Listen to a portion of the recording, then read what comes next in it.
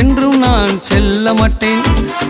அன்பான தேவ பிள்ளைகளே, எல்லோரும் எப்படி இருக்கிறீங்க? சந்தோஷமாக இருக்கிறீங்களா? தேவன் உங்கள் வாழ்க்கையில் அநேக சந்தோஷத்தை கொடுக்கட்டும், சமாதானத்தை கொடுக்கட்டும், நிறைய உங்களுடைய வாழ்க்கையில் ஒரு மாற்றங்களை கொடுக்கட்டும். இந்த நாட்கள் தேவ பிள்ளைகளுடைய வாழ்க்கையில் உயர வேண்டும் என்கின்ற நம்பிக்கை உனக்கு இருக்கும் என்று சொன்னால், உயர்ந்த இடத்துக்கு நீ கடந்து போக வேண்டும் என்று சொன்னால், உனக்கும் எனக்கும் இருக்க வேண்டிய சில குணங்களை குறித்து தேவன் பேச விரும்புகிறான். சில பேருக்கு அடிப்படையில் தாழ்மையான குணங்கள் இருக்கும். சில பேருக்கு எவ்வளோ காரியத்தில் இருந்தாலும் கீழ்ப்படியாத குணங்கள் இருக்கும். சிலர் யாருக்கும் என்ன பண்ண மாட்டாங்க, தலை வணங்காதபடி சில மனிதர்கள் இருப்பார்கள். ஆனால் தேவனுடைய சமூகத்தில் எப்படிப்பட்ட மனிதனாக இருந்தாலும் அவன் தேவனிடத்தில் வந்து தன்னை தாழ்த்தினால் மட்டும்தான் அவனால் உயர முடியும் என்பதை வேதம் நமக்கு கற்றுக் கொடுக்கிறது.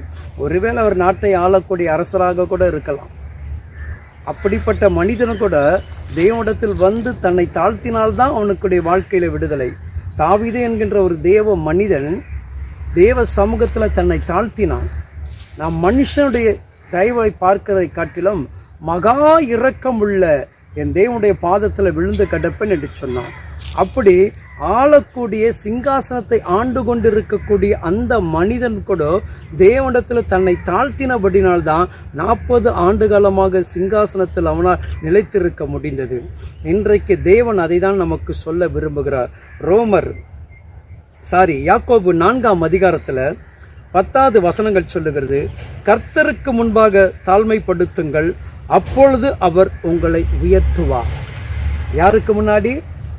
தேவனுக்கு முன்பாக, பரலோக தகப்பனுக்கு முன்பாக உங்களை நீங்கள் தாழ்மைப்படுத்தும் பொழுது தேவன் தாமே உங்களை உயர்த்துவார்.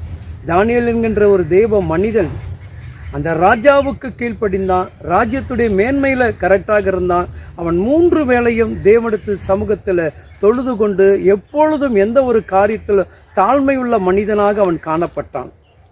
ஒரு சம்பவம் அங்கு நடந்தது என்று வேதங்கள் சொல்லுகிறது.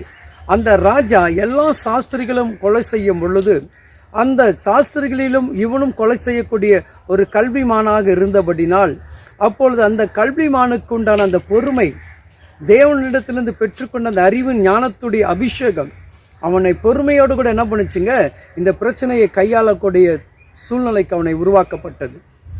ராஜா கிட்ட போய் நம்ம எதிர்த்து நின்று எந்த ஒரு காரியத்தையும் செய்ய முடியாது.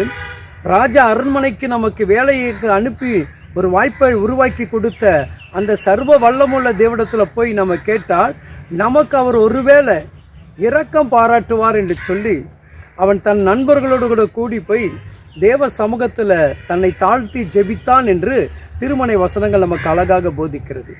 என் அன்பான தேவ பிள்ளைகளே, அப்போ அந்த 3 பேர் கூடி என்ன பண்ணுறாங்க, தன்னை தாழ்மைப்படுத்தி மற்றவர்கள் அழிந்து விடக்கூடாது. நல்லா கவனிங்க, தன்னுடைய வாழ்க்கைக்காக மட்டும் அவன் பிரயாசப்படலை, மற்றவர்கள் யாரும் அழிந்து போகக்கூடாது என்று சொல்லி இந்த 3 தேவ சமூகத்தில் தன்னை தாழ்த்தினார்கள். தாழ்த்தி ஜெபித்தது நிமித்தமாக அந்த ராஜாவுடைய திட்டங்களை தவிடுபடி ஆக்கும்படியாக, அந்த ராஜாவுடைய செயல்களை கொள்ளை செய்ய வேண்டும் என்கின்ற எண்ணத்தை, சூழ்நிலையை மாற்றும்படியாக இந்த 3 தேவனிடத்தில் தன்னை தாழ்த்தி ஜெபித்தபடினால், தன்னை தாழ்மைப்படுத்தி கொண்டபடினால் அந்த ராஜாவுடைய சங்கடத்தையும் அந்த ராஜாவுடைய பிரச்சனைகளும் தீர்வு கொடுக்கக்கூடிய ஒரு நல்ல கிருபை உள்ள மனிதர்களாக தேவன் இவர்கள் மீது அந்த ஆவியை ஊற்றினார்.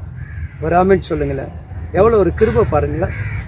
நீங்கள் உங்களை தாழ்மைப்படுத்தி தேவ சமூகத்தில் ஜெபிக்கும் பொழுது தேவன் நிச்சயமாக உங்களுடைய வாழ்க்கையிலும், நீங்கள் வேலை செய்யக்கூடிய இடத்துல ஒருவேளை உங்களை அதிகாரம் பண்ணி கொண்டு நிறைய மிரட்டி கொண்டு இருக்கலாம். நீ அவங்ககிட்ட விதண்டாவதை பேசிக்கிட்டு அவங்ககிட்ட எதிர்த்து நின்று போராடி தோற்று போயிடுவேன்.